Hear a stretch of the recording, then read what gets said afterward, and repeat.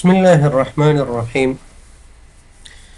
په ایکسل کې تاسو ته ټاپ 15 ټریکس ښیم. نن مهم ټریکونه دي، تاسو یې ښه په غور وګورئ. لومړی ټریکس خو دا دی چې څنګه کولی شو په کمنټ کې چې دی عکس راوړو. مثال کیبورډ دی، زه غواړم په کمنټ کې ورسره عکس راوړم. کمنټ تاسې راځئ ریویو ته، دې ځای نه کمنټ اخلئ یا دا کمنټ ډیلیټ کوئ، شارټکټ یې شیفټ F2 دی. دا مې راوړ، زه غواړم چې دې کې اوس دا کمنټ په دې باکس کې چې دی عکس واچوم. دا لیکل به لرې کړو دې ځای نه.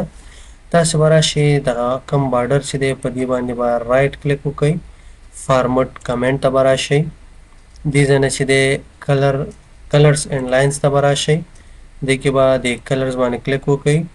فل افیکټ ته به راشئ او دې ځای نه چې دی پکچر به کلیک کئ او بیا به راشئ سلیکټ پکچر، بیا ورک اف لاین. تاسو سره چې اوس په کوم ځای کې پکچر سي هغه پیدا کړئ او دا پکچر به راواخلئ، انسرټ به یې کئ، دا به اوکې کئ. اوکې ګورئ موږ سره چې دی په کمنټ کې عکس راغی. دا اوس که چېرته راشو کمنټ کې شو کېږي که لرې کړو لرې کېږي. همدارنګه مثال فرضاً زه غواړم چې دغه دویم دی شفټ F2 هم کمنټ راوړو، دې نه هم همداسې لیکل لرې کوو. غواړم دې کې هم عکس واچوم، په بارډر باندې رایټ کلیک کوئ، فارمټ کمنټ ته راځئ، دې ځای نه چې دی کلرز اینډ لاینز ته راځئ او بیا کلرز فل افیکټ او دې ځای نه چې دی پکچرز سلیکټ پکچرز ورک اف لاین، دې ځای نه راځئ یو عکس پکې اچوئ. مثال زه غواړم چې دا عکس اچوم ورته، انسرټ یې کړئ دې ځای نه. اوکې اوکې ګورئ دا دویم عکس شو. هر یو باندې چې موز راوړئ هغه عکس به شو کېږي. غواړئ دې بل ته یې راوړئ، کمنټ باندې کلیک وکړئ، کمنټ دې ځای نه کلیر کړئ او راشئ دې ځای نه په دې رایټ کلیک فارمټ کمنټ، دې ځای نه چې دی راشئ کلرز اینډ لاین ته، فل افیکټ ته، پکچرز سلیکټ پکچر ورک اف لاین. دې ځای نه که دا مو خوښ نه وي، خپل د خوښه پکچر وي تاسو سره،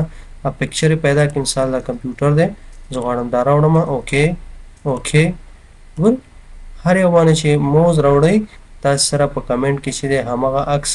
شو کېږي. کمنټونه شو کړئ، داسې شو کېږي که هایډ یې کړئ نو دې ځای نه کولی شئ چې دا شو کړئ په کمنټ کې مونږه عکسونه واچول. دا لومړی ټریک. دویم ټریک ته راځو. دویم زه غواړم چې دلته په یو سیل کې چې دی عکس واچوم. که سیل پراخوو نو هغې د پراخېدلو سره چې دی څه وشي، دا عکس هم پراخه شي، همدا د سیل مطابق عکس غواړو چې راشي. لومړی خو داسې به وکړو چې انسرټ ته به راشو او دې ځای نه چې دی السټریشنز ته راځو، پکچر ته راځو او دې ځای نه چې دی زه غواړم عکس راوړم.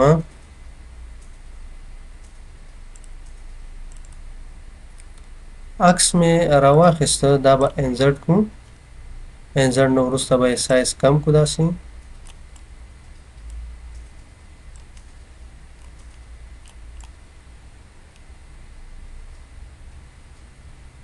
دلته به یې کېږدو.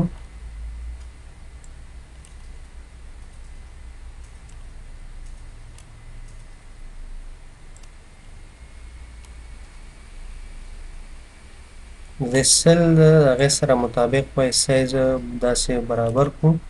په دې باندې به رایټ کلیک وکړو، په دې پکچر باندې فارمټ پکچر ته به راشو. دې ځای نه به تاسې راشئ په دې سایز باندې به یې کلیک وکړئ او سایز کې چې دی په سایز مو چې کلیک وکړه دا پکچر به چې دی سلیکټ کړئ داسې او دلته به راشئ پراپرټیوز به پیدا کړئ. پراپرټي باندې مو چې کلیک وکړه موو اینډ سایز ویت سیل به کلیک کړئ. کله مو چې دا کلیک کړه او دا سیف شو همداسې. نو اوس که چېرته تاسې داسې دا پراخوئ، دا به کنټرول زیډ کړو، یو ځل بیا په دې رایټ کلیک کوو، رایټ کلیک فارمټ پکچر، دلته راځو دې ته او سایز دا چې دی را به شو. اوس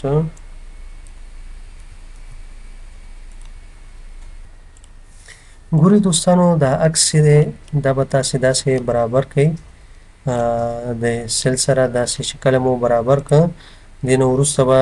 راشئ په دې رایټ کلیک وکړئ فارمټ پکچر ته راشئ دلته پکچر سایز ته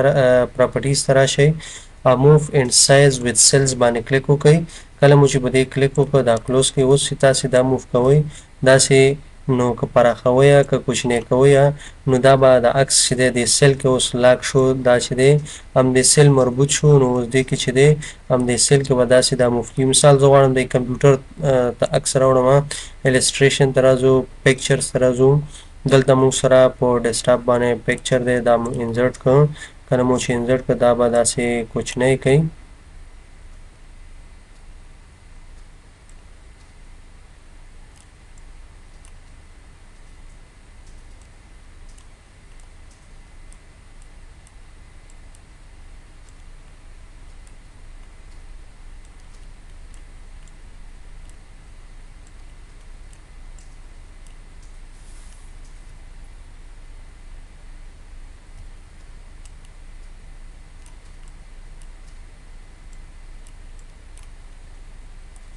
کله مو چې کوچنی کړ دا عکس به راوړئ دلته به یې کېږدئ او دې کې ښودلو نه وروسته به په عکس باندې رایټ کلیک وکړئ